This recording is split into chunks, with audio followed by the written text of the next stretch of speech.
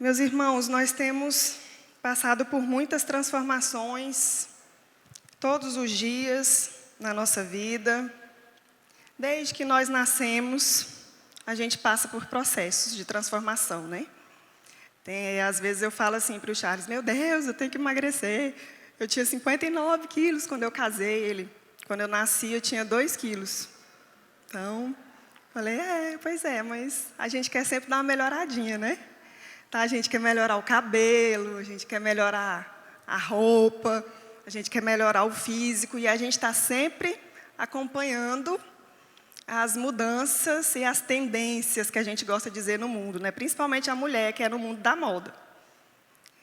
E nós temos sido muito influenciados por essas mudanças que têm acontecido no nosso mundo hoje. Mas existe algo para nós cristãos que não deveria ser influenciado. E, queridos, o que nós mais deveríamos preservar, e que às vezes a gente nem se dá conta, é a forma como a gente vê o outro e que a gente se relaciona com o outro, sendo ele da nossa família, sendo o marido, sendo o filho, sendo amigo, sendo uma pessoa que você nunca viu.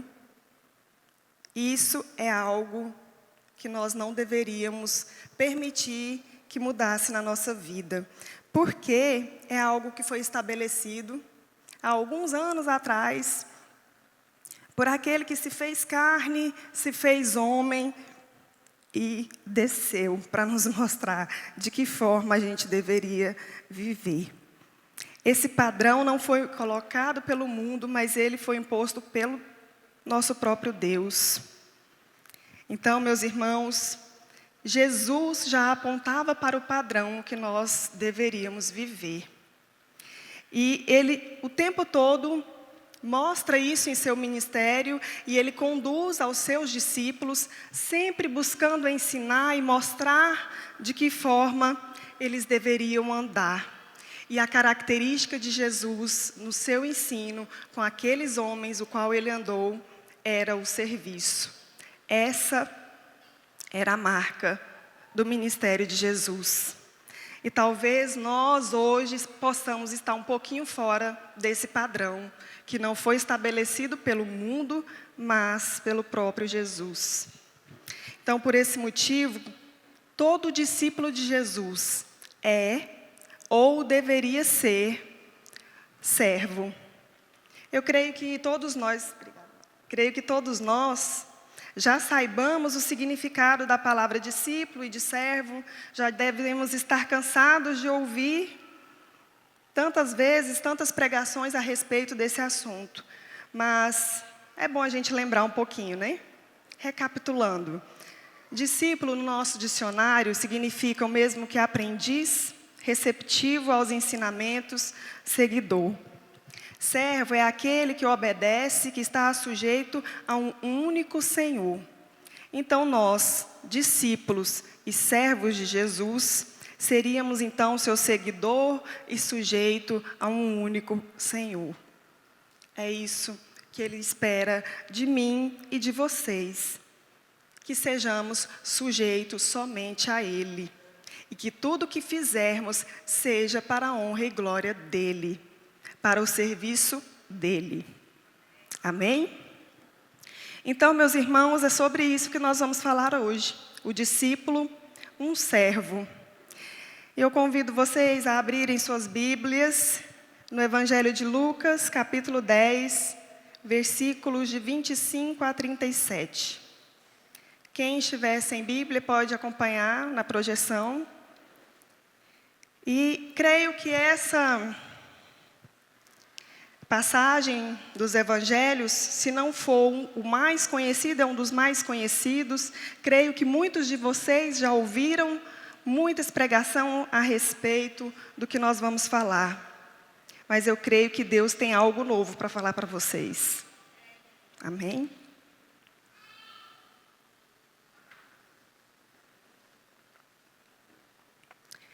Então vamos lá.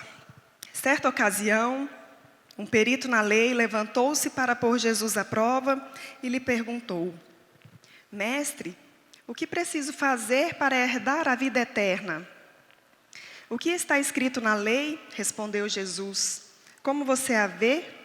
Ou como você a lê? Ele respondeu: ame o Senhor, o seu Deus, de todo o seu coração, de toda a sua alma, de toda a sua força e de todo o seu entendimento.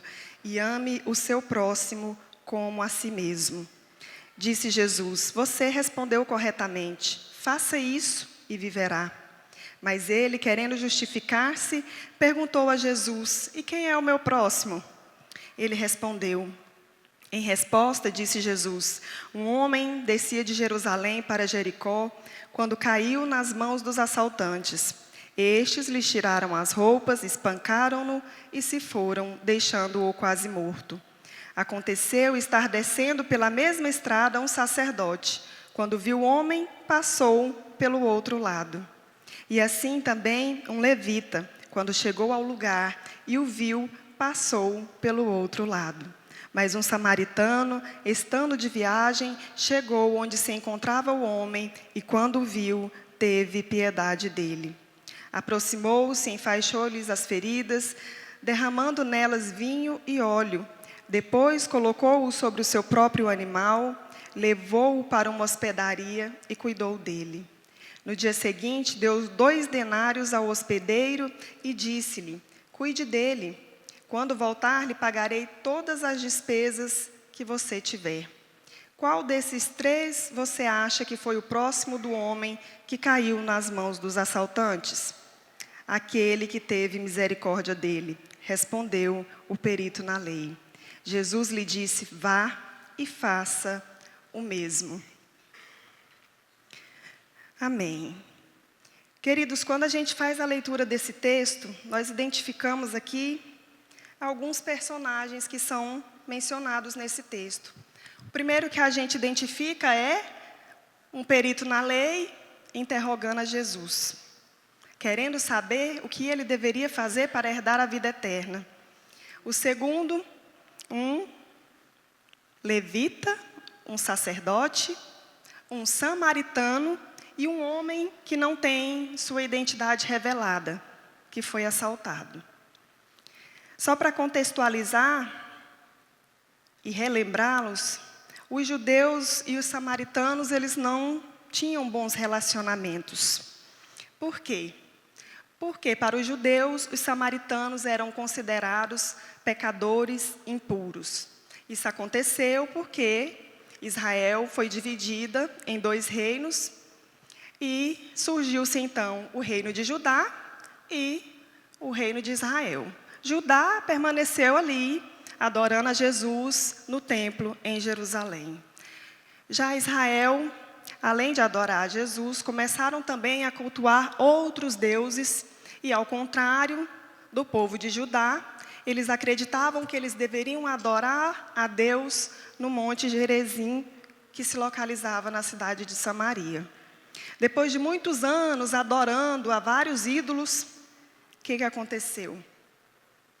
O povo de Israel foi tomado pelo reino assírio. E então, muitos israelenses foram deportados para outros lugares do reino assírio, e os poucos que ali ficaram se misturaram com pessoas também que vieram de outros locais, e essa mistura de povos, então, deu origem aos samaritanos. Então, por esse motivo, os judeus o consideram uma raça impura. Enquanto os judeus estavam, ali se divergindo ideologicamente, culturalmente, politicamente, enfim, de várias maneiras, com os samaritanos, Jesus fazia o quê? Anunciava o evangelho a eles. Falava para eles a palavra, pregava a lei que os peritos tanto diziam que sabiam. E aí, enquanto os judeus evitavam os samaritanos, não queria chegar nem perto deles, Jesus simplesmente os anunciava o evangelho, sem preconceito, e por isso muitos creram nele. Jesus, meus irmãos, ele queria mostrar para aquele povo que mais importante do que adorar a Deus em um local determinado, pré-estabelecido, sendo no templo de Jerusalém, no Monte Gerizim, era adorá-lo verdadeiramente, em espírito e em verdade. Era isso que ele queria dizer. Ele só queria adoradores, que de fato o adorassem. E então, num desses vários momentos que Jesus estava no meio daquele povo impuro para os judeus, então Jesus conversa com uma samaritana e ele fala lá em João 4, 21, 24. Eu não vou parar muito, porque nós temos vários textos que nós vamos passar por eles, então vocês podem acompanhar na projeção. Então Jesus declarou: creia em mim, mulher, está próxima a hora em que vocês não adorarão o Pai, nem neste monte, nem em Jerusalém. Vocês, samaritanos, adoram o que não conhecem. Nós adoramos o que conhecemos, pois a salvação vem dos judeus. No entanto, está chegando a hora, e de fato já chegou, em que os verdadeiros adoradores adorarão o Pai em espírito e em verdade. São estes os adoradores que o Pai procura. Era isso que Jesus queria transmitir para aquele povo. Independente do lugar onde nós estamos, independente daquilo que nós estamos fazendo, o Senhor vê o nosso coração.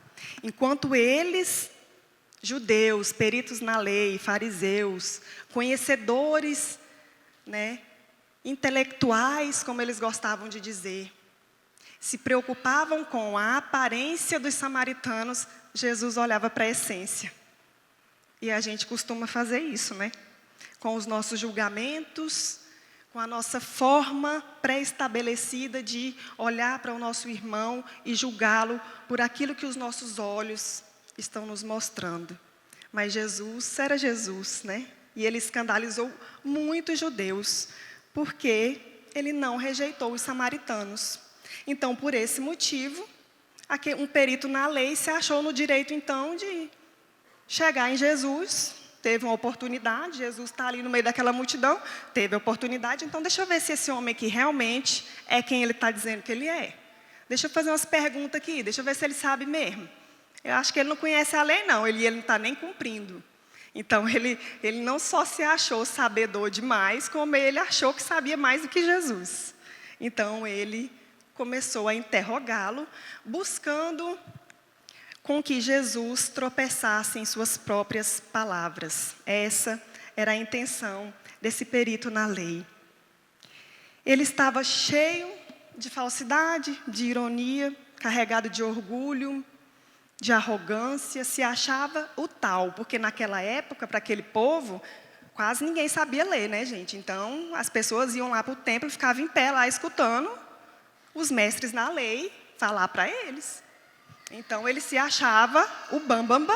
E aí ele começa, então, a interrogar Jesus, cheio daquele extremismo religioso. Eu sou perito na lei. E você, quem é? Não conhece a lei? Fica aí no meio desses judeus pecadores?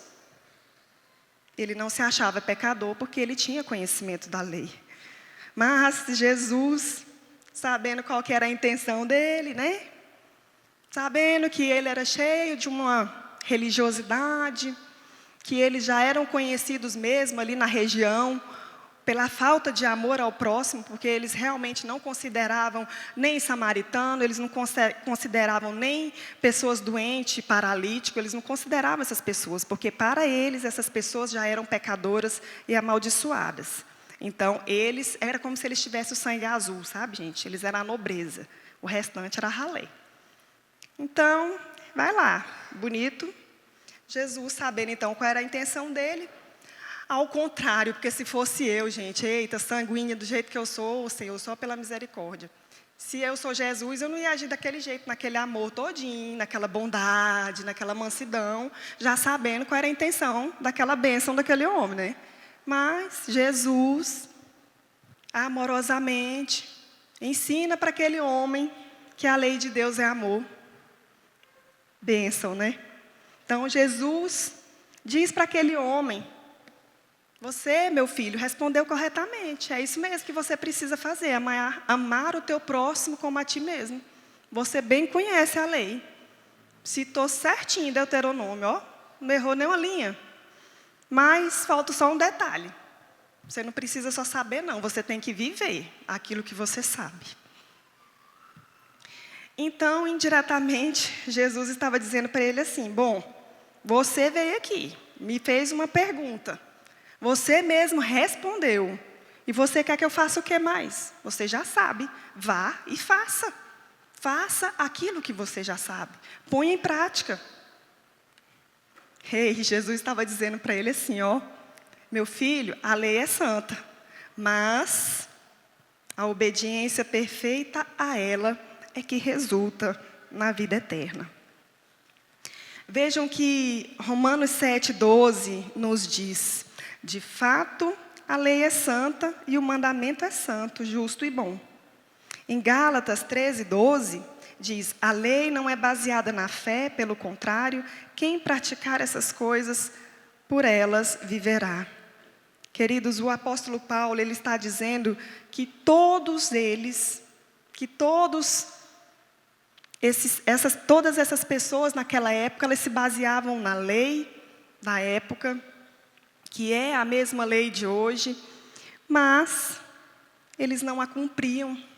E sem cumprir a lei, não teria nenhuma validade, ela não serviria para nada. É como nos dias de hoje, nós temos muitas leis, né, gente? Mas para a gente cumprir, eita, ó, você fica anos e anos e anos com o processo aí, ó, na justiça rolando. E muitas vezes, dá-se um jeitinho aqui, um jeitinho acolá, e aí nada acontece do jeito que está ali no papel. Era bem isso, eles conheciam, mas não faziam, então não tinha valor nenhum. O problema é que, enquanto a lei de Deus é espiritual, que deveria ser baseada na base do amor e da obediência a Deus, nós somos seres carnais e vendidos ao pecado. Não é pelas nossas forças. Não somos nós sozinhos, com a nossa inteligência, com a nossa capacidade intelectual, que vamos conseguir cumprir aquilo que o Senhor nos ensinou. Se nós não tivermos ligados nele, não vai rolar, não vai acontecer. Não tem como, gente. Porque a Bíblia fala que enganoso é o coração do homem. É só através dele. É só por meio dele. E é isso que ele queria dizer. E o perito na lei, já sabendo então que ele estava errado, né, com relação ao seu entendimento, sabendo que ele estava totalmente fora da realidade, então não achou pouco fazer uma pergunta, faz outra, faz então um segundo questionamento para Jesus. Então ele pergunta: e quem é o meu próximo? Agora, gente, pelo amor de Deus, eu penso assim, não está lá na Bíblia não, mas eu penso bem assim, que Jesus deve ter olhado para a cara dele e falou assim: rapaz, tu me perguntou agorinha, respondeu, eu não precisei nem responder, e tu ainda está me perguntando quem é o teu próximo? Não, para de graça, né? Jesus devia estar olhando para a cara dele, mas tudo bem, não vou me irar não. Então Jesus quase que faz igual eu falo para os meus filhos, quando eu estou explicando a coisa para ele. Quer que eu desenho? Vou desenhar para você entender. Então Jesus amorosamente exemplifica, desenha quem é o próximo da bênção do perito da lei. Aí Jesus fala assim para ele: então tá bom, meu filho. Tinham 2 homens, um sacerdote e um levita. Eles passaram por um homem caído, um homem ferido, não olharam para ele, simplesmente desviaram o caminho e foi embora.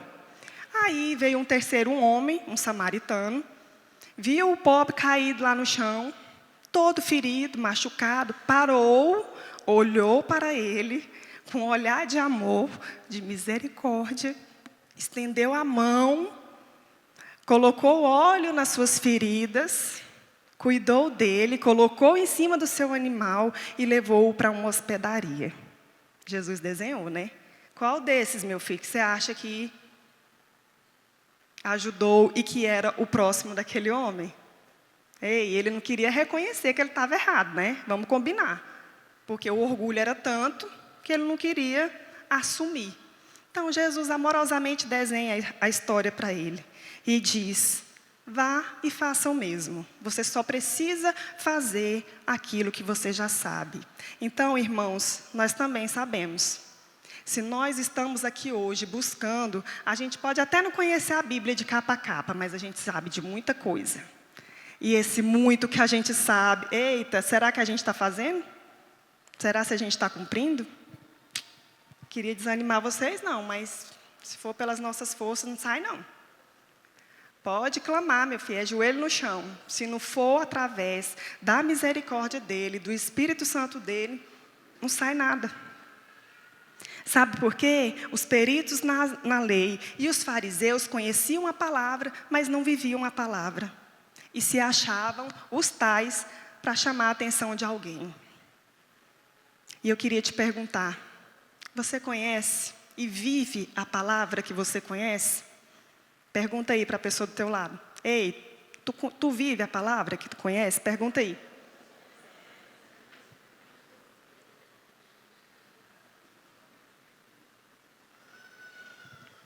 Irmãos, os bons judeus, né, não ajudaram o seu próximo que estava ali ferido. Mas o samaritano, que deveria ser seu inimigo, cuidou dele. Sabe o que Jesus quer dizer para a gente com isso? Que o evangelho dele é universal, que não exclui ninguém. Pelo contrário, ele nos ama do jeitinho que nós somos, cheio de defeito. Tudo torto, errado. É esse mesmo que ele ama.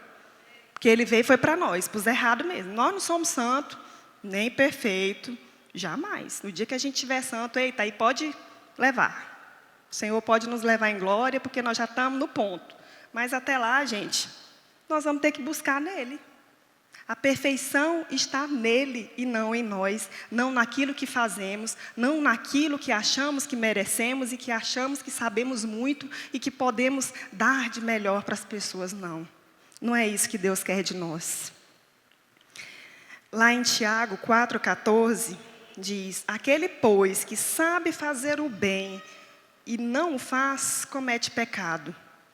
Talvez esse seja o nosso erro. A gente sabe do bem que a gente quer fazer, como diz Paulo, né? Mas a gente não consegue. Às vezes a gente até tenta ser um pouquinho melhor, sair um pouquinho da nossa zona de conforto. Mas somente através dele, porque só tem um caminho, Jesus, para a gente conseguir cumprir tudo aquilo que ele nos deixou aqui nesse manual. O que gera em nós vida não é aquilo que nós fazemos fora, não é aquilo que fazemos para mostrar para os outros, mas é aquilo que está dentro de nós. O nosso erro é que às vezes nós trocamos aquilo que tem valor pelo que tem preço. Vocês entenderam? A gente troca aquilo que tem valor pelo que tem preço? Vou explicar para vocês. É assim. Aquilo que tem valor é algo que você não pode viver sem. E por mais que você tenha muito dinheiro para você comprar tudo que você quiser, você não vai conseguir. Um exemplo: saúde. Você pode ter o dinheiro do mundo, mas dependendo da doença que você tiver, meu filho, não vai ter saúde de novo, não. Não queria era dizer para você, mas é verdade. Já o que tem preço, gente, não tem valor. Sabe por quê? Porque são coisas, objetos, coisas pequenas. Que você hoje, por exemplo, comprou um carro. Eu comprei um carro, meu carro custou 60 mil. Hoje ele custou 60, mas amanhã não vai valer mais nada. Já está valendo 30. Porque só carro novo da concessionária que tem preço. O nosso já está lá, quase que estão pedindo de graça, né? Quando você vai trocar o seu. Mas eu não estou querendo trocar o meu não, tá? Estou só dando exemplo. Então é isso, gente. E eu vou dizer para vocês, olha, um dia eu vivi na pele, isso bem daqui, ó, da gente ser trocado por coisas. A gente estava uma vez lá em Israel, né, marido, né? Ele já está assim, ó. Lá em Israel, primeira caravana do pastor Valmir, está nós lá no mercado árabe, andando, tudo feliz, né, brasileiro. Eita, a gente nem abria a boca, o povo já olhava para nós: ei, brasileiro, vem aqui, seus bestas, gastar, né? Falava assim. Aí tá a gente lá tudo feliz, de repente, a criatura, meu marido, tá lá conversando com os árabes lá, maior papo. Descobri depois que ele estava me trocando em camelo. Falei, misericórdia, meu Deus, Senhor. Olha, irmãos, só pela graça que eu não fui trocada por camelo, só porque eles não acertaram o frete, senão eu estava lascada. Falei, Senhor, quase acabou a viagem. Falei que agora ele vai ter que dar outra para se redimir. Como que pode? Então eu pensei, então eu não tenho valor, eu só tenho preço, né? Porque se ele quer me trocar por camelo, olha, foi complicado. Eu tive que ir para terapia tratar isso daí, porque foi difícil liberar o perdão. Como assim? Isso, ele quis dizer que ele ia viver sem eu o resto da vida e ia ficar com os camelos. Triste, viu? Só Deus para liberar o perdão no coração da gente. Mas tudo bem, o Senhor já estava me tratando. Porque só Deus mesmo. Porque pensa, gente, se não fosse Deus, tanto que eu melhorei, né? Porque pensa numa mulherzinha geniosa, era eu. Fosse há uns anos atrás, eu tinha voado no pescoço dele, lá no meio daquele horror de crente. Mas, graças a Deus, eu já era crente, já estava pedindo, Senhor, me dá domínio próprio, Senhor. Não quero ter razão, eu quero ser feliz. Então, é isso que acontece, meus irmãos. Eu estou brincando para descontrair, porque o assunto é sério. Porque, muitas vezes, inconscientemente, nós abandonamos o que tem valor em prol do que tem preço. Porque nós não queremos abrir mão do nosso eu. É isso que acontece. Temos nos tornado especialistas em leis, em cumprir regra, manual, estatuto, feito pelo homem, por Deus não, porque nós sabemos que aqui ninguém muda. Então é mais fácil a gente se adequar aí à lei do mundo, à lei dos homens, porque a gente acha sempre um jeitinho de mudar aquilo que não está nos agradando, do que a gente buscar agradar o que está aqui. Talvez o problema é que nós não temos sido discípulos, muito menos servos, né? Ou talvez pior, talvez a gente nem ame tanto a Deus assim, ao ponto de ter que negar a nossa vontade. Vocês pararam para pensar nisso? Eu não tinha pensado, não, mas quando eu tive que estudar para falar para vocês, eu falei, Senhor, misericórdia, me perdoa. Ei, Deus está mandando a gente amar os nossos inimigos, gente. Aqueles que viram a cara para a gente. Aqueles que falam mal de você, quando você não está vendo. É todo mundo, está todo mundo aqui no bolo. Ó. Você não pode fazer distinção de ninguém. É isso que Deus quer de nós. E será que pelo nosso coração, sem Deus, a gente vai conseguir isso? Nunca. Então, às vezes a gente não está sendo discípulo, muito menos servo e muito menos amando a Deus da forma como a gente diz que ama. Porque quando a gente ama mesmo, você faz tudo. Não é verdade? Sabe o que acontece? A gente tem vivido a era do egocentrismo, é tudo eu. Porque eu mereço. O que importa é eu, não estou nem aí para os outros, porque eu quero é ser feliz. É a moda, né? Principalmente com mulher. Você vê uma rodadinha de mulher, a mulher está falando que quer separar, a outra não pensa duas vezes, já fala, separa mesmo. Você tem todo o direito de ser feliz, aquele traste não te merece. Nós estamos na moda do egocentrismo. É o eu não estou nem aí para o outro. O outro já não vale mais a pena, eu não devo investir em ninguém. Então, como que a gente diz que acredita em Deus se a gente não acredita nas pessoas e a gente não tem coragem de investir nelas? Se Ele investiu na gente e nos consertou, está nos consertando todo dia, umas criaturas mais tortas igual a gente. Pensa nessa criatura, meu marido, só pela misericórdia. Eu falei que eu não ia falar dele não, mas eu vou falar. Porque pensa numa carga torta dessa criatura. Eita, Senhor, só pela graça. Olha, Deus é tão bom que tirou esse homem de tudo quanto era pé que tinha em Palmas de Boteco. Pé de manga, pé de uva, limoeiros bar, para os pés do Senhor. Meu Deus! Olha aí, como que eu não vou amar um Deus desse? Ele está aqui, ó, enfiando a cara na cadeira. Mas a gente tem que dizer, para mostrar que Deus é bom, existe, ó, é real. Consertou essa criatura torta. Eu tão novinha, 15 anos, primeiro namorado. Aí o Senhor me mandou essa bênção. Eu falei, tá bom, Senhor, mas não vou casar para separar, não. Então o Senhor conserta esse homem. Eita, foi batata, ó, consertou. Novinho em folha. Nem lembra que já foi cachaceiro um dia, glória a Deus. Então, gente, o problema é que nós temos vivido assim, nessa era do eu. Tudo é eu. Mas como que a gente pode amar a Deus sem amar o nosso próximo? É impossível, sabe por quê? Porque isso vai se tornar apenas uma prática religiosa que não tem valor nenhum para Deus. Porque Ele vai olhar e vai falar, isso aí para mim é uma casca vazia, para mim não serve de nada. Você está fazendo um ritual religioso aí, mas não é isso que eu quero de você.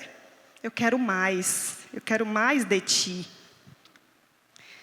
E eu achei interessante que, quando eu estava estudando, fala tanto de coração, tanto de amor, que eu falei, meu Deus, deixa eu ver. Quantas vezes, tem quantos versículos aqui fala na Bíblia desse assunto de amor, de coração. E eu vi que a palavra coração é mencionada 827 vezes na Bíblia. Nessa versão minha, né, na NVI. Nas outras, eu nem fui pesquisar. Então, acho que Deus se importa com o coração, viu? Segundo a ciência, também fui um pouquinho mais longe, sabe? Eu estou meio estudadinha esses dias. Segundo a ciência, o coração é o primeiro órgão a ser formado em um feto. Fiquei besta. Não sabia, achei que era o cérebro, mas não. O cérebro só é formado 90 dias após a fecundação. Gente, isso é fantástico. E o pior, pasme, neurofisiologistas descobriram que o nosso coração é o órgão que pulsa com mais força, capaz de ser sentido a metros de distância. Que o nosso coração é a nossa sala de máquina, ele bombeia 70 mil litros de sangue por dia. E esse processo é repetido 40 milhões de vezes no ano. Será que o coração é importante para Deus? Ei, mais um detalhe. Cada um de nós tem um único. Não tem nenhum igual ao outro. Cada um é diferente do outro. Talvez seja esse o motivo que o Senhor nos fala tanto em coração. Veja o que Deus nos fala em Provérbios 4, 23. Acima de tudo, guarde o seu coração, pois dele depende toda a sua vida. Talvez por isso ele ainda diga que o mandamento mais importante é Deuteronômio 6, 5, 6. Ame o Senhor, o seu Deus, de todo o seu coração, de toda a sua alma e de todas as suas forças. Que estas palavras que hoje lhe ordeno estejam em seu coração. E que bem-aventurados são os puros de coração, pois verão a Deus. Mateus 5:8. Eu poderia falar aqui vários versículos, tem inúmeros. A gente ia ficar aqui até meia-noite e vocês iam abusar da minha cara. Mas eu creio que depois do que a gente ouviu, nós vamos entender que o Senhor se importa com o coração. Não foi à toa que quando Ele nos formou, ainda no ventre da nossa mãe, a primeira coisa a ser formada foi o nosso coração. Sabe por quê, gente? Porque tudo começa no nosso coração. A vida cristã de verdadeiros discípulos é algo tremendo, é uma parceria, sabe? Uma parceria nossa, entre nós e Cristo. Só tem um detalhe, Ele já fez a parte dele. Só falta a gente fazer a nossa. Tá? A gente precisa fazer a nossa parte. E é urgente. Não se esqueçam, gente, a nossa vida, a nossa caminhada com Cristo é uma parceria entre nós e Ele. Graças a Deus, Ele já fez a parte dele, mas nós precisamos com urgência fazer a nossa. Jesus veio para servir. Sabe o que isso significa? Jesus é o nosso maior exemplo de servo. Em seu ministério, Ele deixou isso muito bem claro para os seus discípulos.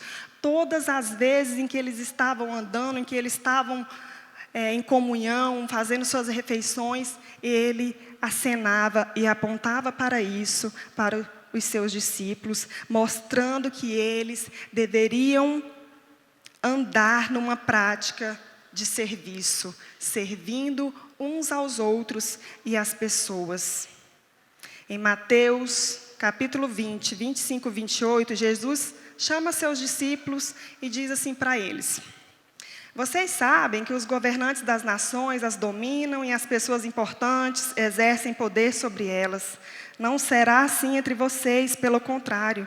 Quem quiser tornar-se importante entre vocês deverá ser servo, e quem quiser ser o primeiro deverá ser escravo. Como filho do homem, que não veio para ser servido, mas para servir e dar a sua vida em resgate de muitos. Ei, olha só, enquanto Jesus estava anunciando a morte dele, né, em consequência de toda uma vida, o que os discípulos estavam fazendo?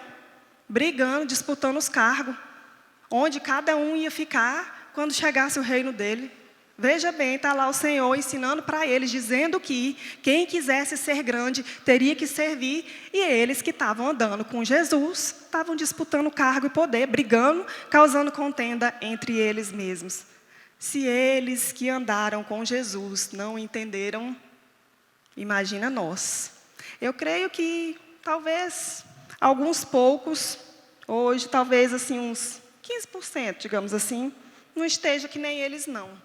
Talvez esses 15% esteja vindo para a igreja toda quarta, domingo bonitinho, arrumadinho, né? E não tem nenhum interesse em cargo, em receber honraria de homem, não está disputando nenhum poder, está aqui realmente interessado em aprender do Senhor. Mas bem poucos. Acho que a maioria não está assim não, já passou dessa fase.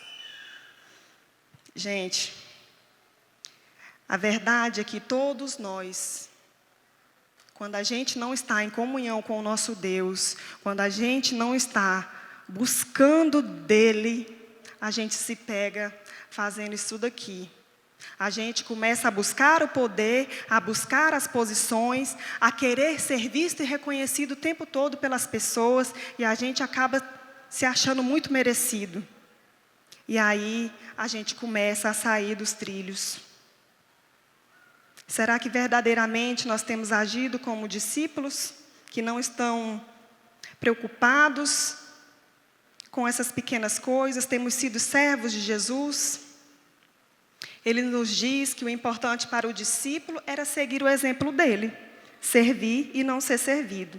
Então, o que Jesus quer dizer para a gente aqui é assim, ei, meus filhos, presta atenção, na nova sociedade que eu estou fazendo, não vai ser importante cargo, o poder não será medido por cargo, não. Lá na nova sociedade que eu estou formando, vocês serão medidos pela disposição de vocês em servir. É isso que eu quero de vocês. Vejam que lá no texto de Mateus, que nós acabamos de ler, o que Jesus fala? Quem quiser se destacar no reino de Deus, deve servir. Vocês prestaram atenção na palavra deve? Vocês olharam aí que aqui tem um verbo no meio? Ei, esse verbo está no presente do indicativo. Sabe o que isso quer dizer? Que nós temos que servir. E é hoje, é agora, não é amanhã, depois de amanhã, ou daqui um mês, ou na hora que eu quiser e do jeito que eu quiser, não. Ele está dizendo, você deve servir ao próximo. Não é a você mesmo, não. Em Filipenses 2, 5, 8 diz, sejam a atitude de vocês a mesma de Cristo, que embora sendo Deus, não se considerou que o ser igual a Deus era algo que deveria apegar-se, mas esvaziou-se a si mesmo, vindo a ser servo, tornando-se semelhante aos homens e sendo encontrado em forma humana, humilhou-se a si mesmo e foi obediente até a morte e morte de cruz. A palavra de Deus nos diz que nós devemos ter o mesmo sentimento e o mesmo comportamento do nosso Senhor. Gente, não basta a gente saber a teoria. A gente tem que pôr em prática. Deus está lá assim, vai meu filho, você consegue. Mais um pouquinho. Não, ele agora já sabe, agora ele conhece, agora ele vai botar em prática. Vai lá, ajuda seu irmão, ele está precisando. Aí quando você tem a oportunidade, você passa pela pessoa... Não fez o que tinha que fazer. A bola bateu na trave e saiu. Mas você não fez. Aí eu penso a frustração de Jesus, né? A paciência dele com esse tanto de filho aqui. Ele falando para todo mundo ao mesmo tempo. Vamos, vai fulano, você consegue. Perdoa o fulano. Libera o perdão, meu filho, para a sua vida melhorar. E a gente não escuta. A gente não faz. porque nós estamos muito longe deles. A gente precisa se achegar a eles, meu irmão. Abrir o coração para Ele, que quer nos curar. E pedir para que Ele nos transforme. Somente Ele tem poder para transformar os nossos corações, ao ponto de você olhar para uma pessoa que te fez mal e não conseguir ter ódio dela. E ter misericórdia e conseguir orar por ela. É só Ele que vai te dar a condição de agir dessa forma. O que o apóstolo Paulo quis dizer, nesse versículo, à igreja de Filipos, é que o reino de Deus estava estabelecido em um serviço desinteressado. O problema é que nós, hoje, buscamos servir na igreja, em vários lugares, né, em ONGs, no Lar Batista, na Casa da Amizade, porque a gente quer pôr a nossa consciência mais tranquila, a gente quer cumprir uma obrigação, né, não mostrar para o outro que eu sou uma pessoa boa, generosa e faço bem.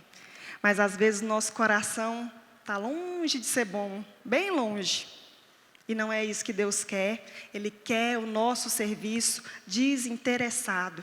E eu vou dizer, gente, se Ele, que era o rei, desceu, se fez homem, se humilhou, serviu, amou, por mim e por você, nós também podemos descer do nosso orgulho, nos humilhar diante dEle e pedir pela misericórdia dEle sobre nós. Basta a gente querer abrir mão do nosso eu. Quando a gente vê aí na Bíblia relatos de homens e mulheres, né, que nós estudamos, que nós temos como referência e que fizeram a diferença na geração deles, todos eles, a gente vai observar uma única coisa: eles tiveram que abrir mão da vontade deles, eles negaram a vontade dele para obedecer, mas a gente não quer obedecer. Gente, pensa, Abraão, Deus falou para ele: Abraão, sai da tua terra, vai lá para onde eu te mandar. Não disse nem para onde, não deu detalhe, só falou: larga aí, tuas coisas tudo, larga tua casa, teus bens e vamos comigo. E ele fez o quê? Foi. Se fosse eu ia falar: não, Senhor, espera mais um pouquinho aí. Confirma aqui no meu coração, porque eu não estou sentindo ainda não desejo de ir. José foi arrancado da sua família, pelos seus irmãos, ficou um bom tempo em um lugar inconveniente para ele, sem entender por que tudo aquilo estava acontecendo com ele, até ele entender que ele deveria salvar uma nação. E ainda assim, depois de tudo que ele passou, ele ainda perdoou todos os seus irmãos e a sua família. Será que a gente ia perdoar se fosse nós? Sei não. E Esther? Eita, Esther salvou os judeus da destruição. Provavelmente isso não estava nos planos dela não, mas aí Deus falou para ela: eu vou mudar teus planos, vai e faz. Muitas vezes a gente fala isso, né? Ah, Senhor, abençoa meus projetos, eu quero isso, quero aquilo. Aí Deus pega, muda tudo, não sai nada do jeito que você está pensando, aí você começa a murmurar.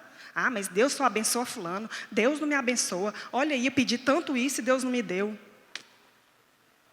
A gente precisa estar ligado com o homem. Intimidade. Se não tiver intimidade, rola não. Queridos, assim como Jesus morreu por nós, todos esses que eu citei aqui enfrentaram situações inconvenientes aos quais eles não queriam passar, mas obedeceram, passaram, não por eles, mas por causa do bem comum, por causa de muitas vidas que eles poderiam salvar. É isso que Deus quer de nós, enquanto discípulos e servos. Esses homens e mulheres que existem na Bíblia não olharam somente para si, mas eles se compadeceram do outro. Jesus veio para servir. Sabe o que isso significa? Que nós devemos ser discípulos e não religiosos. Eita. Deixa eu dizer uma coisa para vocês. A religião de Jesus não é teoria, é prática. Ele não espera não, ele já vai agindo. 1 João 4,8 diz: quem não ama, não conhece a Deus. Por quê? Diz aí. Porque Deus é amor. Ei, Jesus critica o ato da nossa falsa religiosidade. É isso que ele está dizendo. Meu filho, não quero que você fique praticando só rituais, não. Preso na sua religião, aparentando ser crente. Eu não quero crente de aparência, eu quero discípulos e servos. Para de fingir, é isso que Deus está nos dizendo.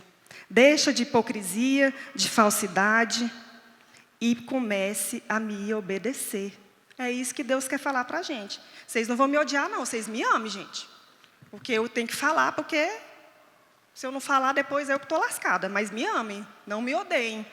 É verdade isso que eu estou falando. A maioria de nós agimos com hipocrisia e falsidade diante de Deus.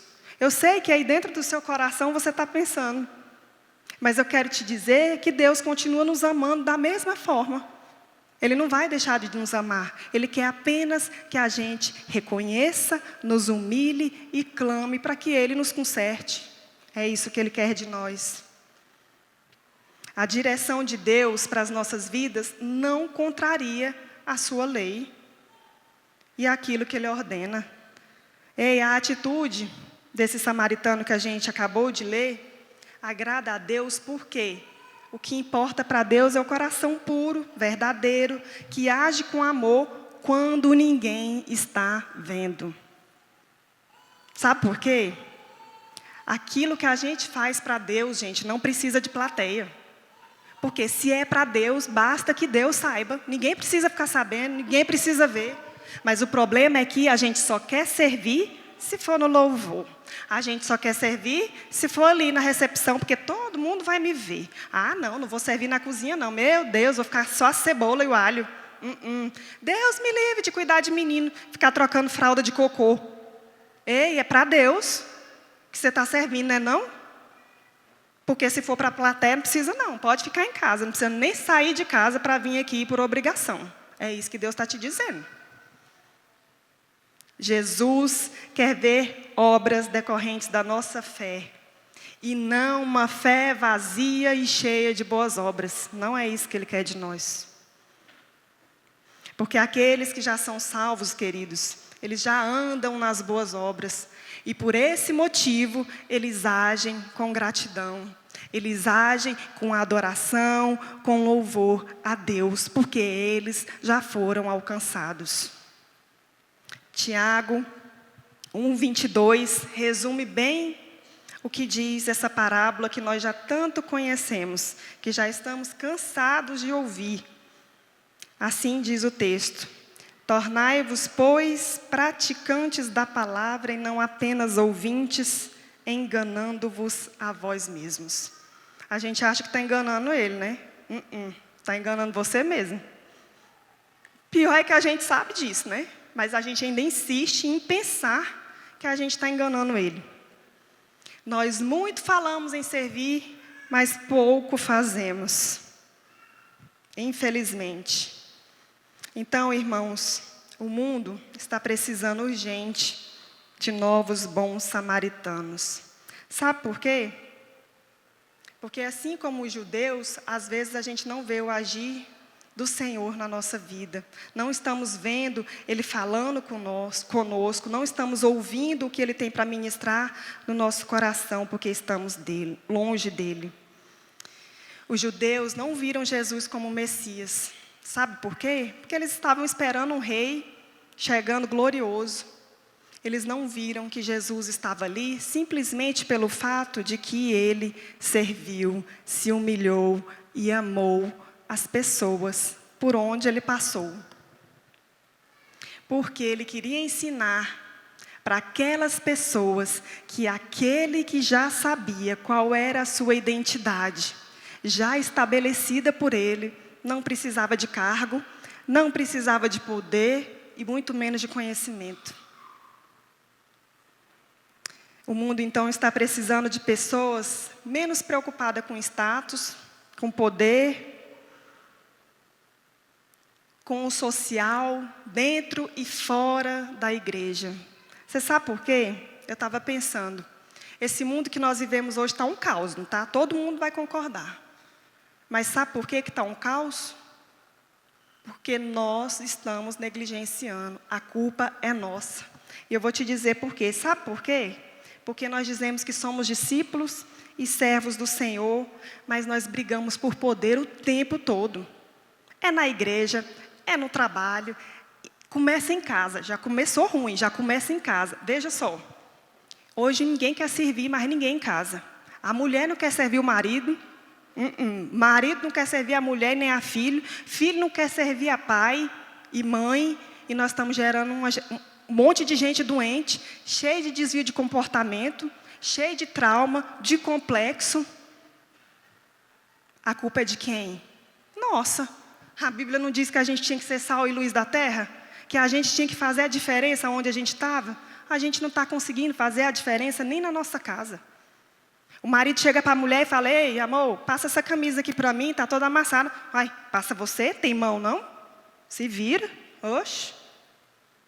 A mulher liga para o marido e fala assim: ei, meu bem, tem como você ir buscar os meninos na escola, porque eu vou ali fazer uma chapinha no cabelo, só tem esse horário de meio-dia.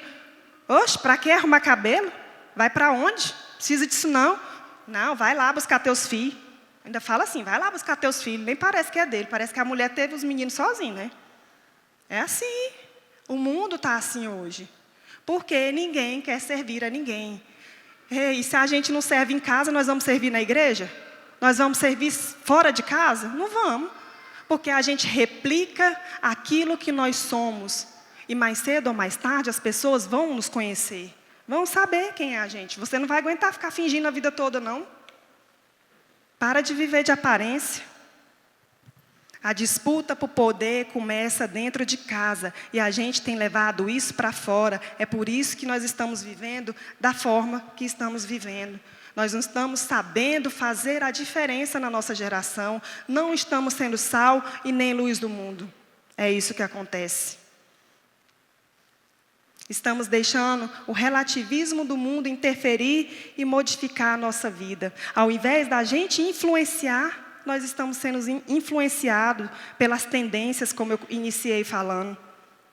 Ao invés da gente levar a verdade que liberta para as pessoas, estamos nos amoldando ao padrão que o mundo está colocando para a gente. E a gente ainda acha normal, né? Ainda tem uns que falam assim: não, gente, para de ser radical. Precisa disso não, deixa de radicalismo. As coisas mudaram, os tempos são outros. Concordo, os tempos são outros. Mudaram muita coisa. Mas isso aqui, ó, muda não. Muda não, eu não sei vocês. Mas no dia que eu chegar diante dele, eu sei bem o que eu quero ouvir. Não podemos deixar com que o relativismo do mundo mude o nosso comportamento.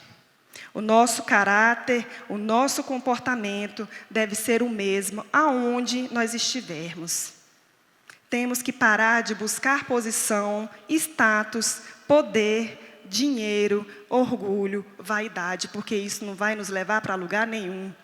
Só para longe de Deus. Se é que tem algum lugar, né, que a gente possa ir. Mas mesmo assim, dizemos que somos discípulos e servos. Mas eu quero perguntar para vocês, de quem? Quem temos seguido e quem temos servido? Essa é a pergunta.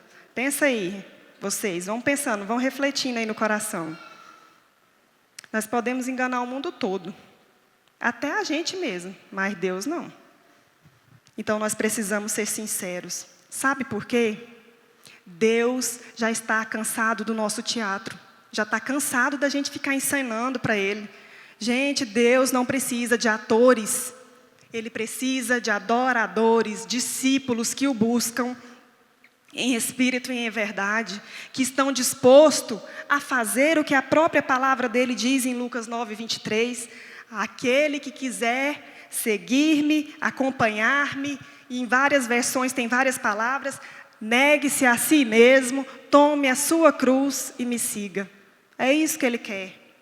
Você tem que negar a sua vontade. Deus está cansado de você ficar se mostrando, porque a honra e a glória é para Ele, não é para as pessoas. Não adianta, gente, vocês irem fazer um mutirão, uma obra social na casa da amizade, no lar, em qualquer outro lugar, para ficar postando selfie nas redes sociais. Porque hoje todo mundo posta selfie, só não posta selfie no banheiro, né? Porque está só faltando, né, agora. Ele está cansado disso. Para de querer ficar buscando honrarias, mostrando para as pessoas aquilo que você não é. Ele conhece a motivação do seu coração quando você busca fazer esse tipo de coisa. E eu vou te dizer que se a motivação não for servir por amor a Ele, não vai adiantar nada. Você não vai estar fazendo serviço para ninguém, a não ser para o diabo, né? E não para Deus. Deus não quer nos fazer digital influencer, que é o que está na moda, né? Eu sou digital influencer. Ele não quer nos fazer digital influencer para o nosso aparecimento. Ele quer nos fazer discípulos. É isso que Ele quer de nós. Ele quer que nós, a cada dia, nos clamemos a Ele e busquemos abrir mão do nosso orgulho. Ele quer que você e eu estejamos verdadeiramente diante dEle, rendidos, dizendo: Senhor, eis-me aqui, me perdoa, me transforma. É isso que Ele quer. Sabe por quê? Porque aquilo que nós recebemos dEle um dia, de graça, a gente deve também dar de graça. É isso que Ele quer de nós. Eu estava esses dias pensando e assim, a minha oração ultimamente tem sido assim: eu não quero ser só usada, não. Senhor, eu não quero ser só usada. Sabe por quê? Eu estava pensando, Deus usa o que Ele quer, né? Ele usa jumenta, Ele usa mula, Ele usa o que Ele quiser. E a obra dEle vai ser feita, né? Mas eu quero ser usada e aprovada por Ele. Sabe? Eu estava pensando, sim, e aí, se Jesus voltasse hoje, como será que Ele me receberia? Eu não queria chegar lá na frente dEle, falar Mateus 7, assim: Senhor, em Teu nome profetizamos, expulsamos demônios, fizemos milagres, para no final ouvir Ele dizer assim: quem é tu? Não te conheço não, afasta-se de mim, minha filha. Quero não, gente, não sei vocês, mas eu já me arrepio todinha, já me dá um frio na espinha, só de pensar, calafrio na nuca, só de pensar, de ouvir Jesus falar isso para mim. Então, eu não quero ser somente usada, eu quero ser aprovada por Ele. Sabe, quando eu chegar lá na frente dEle, eu quero ouvir Ele dizer assim para mim: eita, igual Ele falou para a igreja de Filadélfia, vocês já viram? Apocalipse 3:8. Ei, minha filha, eu conheço as tuas obras. Eita, espera aí que eu sumi. Conheço as tuas obras, é isso que eu quero ouvir de Deus. Diante de ti estou abrindo portas que ninguém poderá fechar. Sei que você tem pouca força, mas porque você guardou a minha palavra e não negou o meu nome, eu te receberei hoje. O que você quer ouvir de Deus? Vocês já pensaram? Eu só quero ouvir daí para lá, não quero ouvir nada pior que isso, não.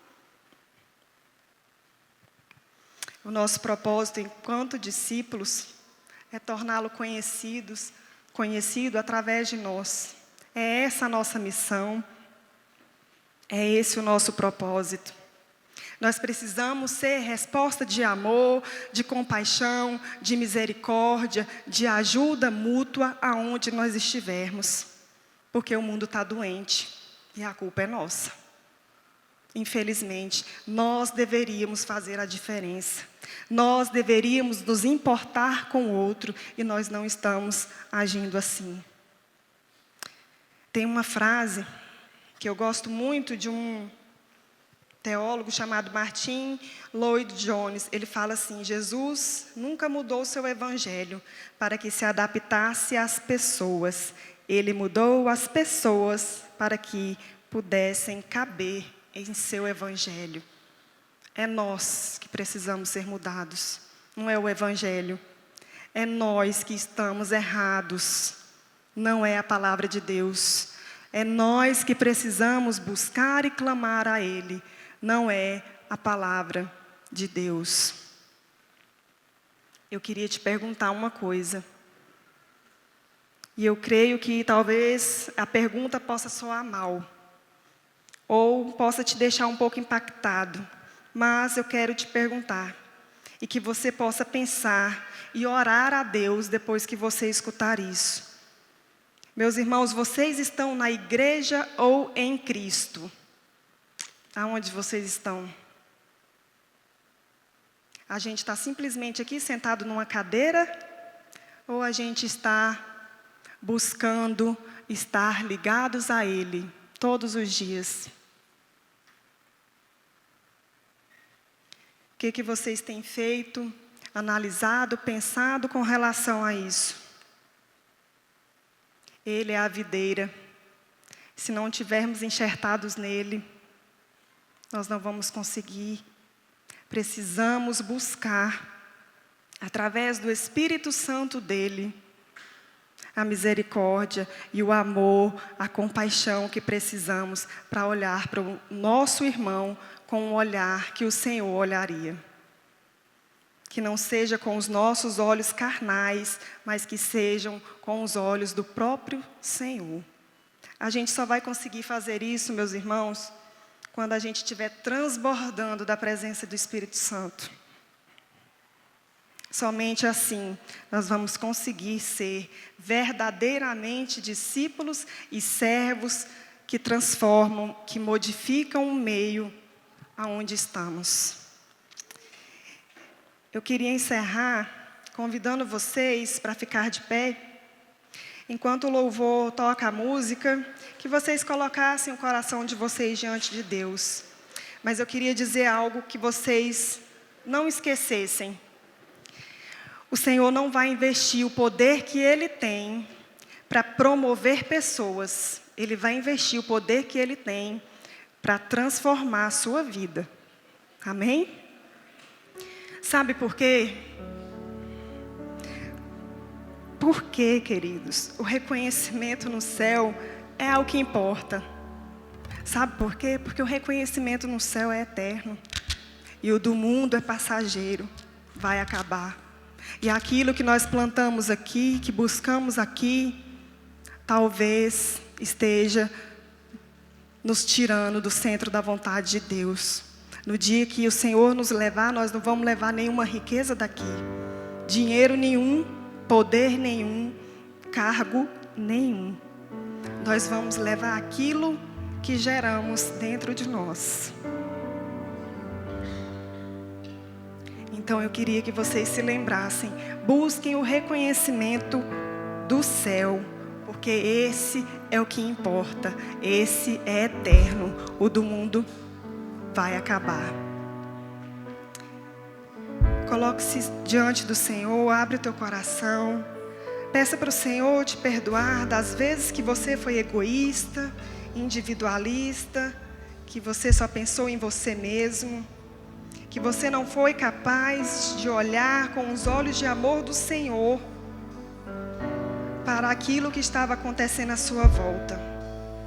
Peça para Deus te encher com o Espírito Santo dele e que o seu Espírito venha transbordar no seu coração ao ponto de você começar a mudar a forma como você vê, que você escuta, que você fala com as pessoas.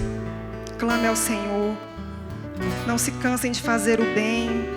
Busque aquele que um dia derramou o seu sangue na cruz por nós. Só Ele é capaz de mudar os nossos corações.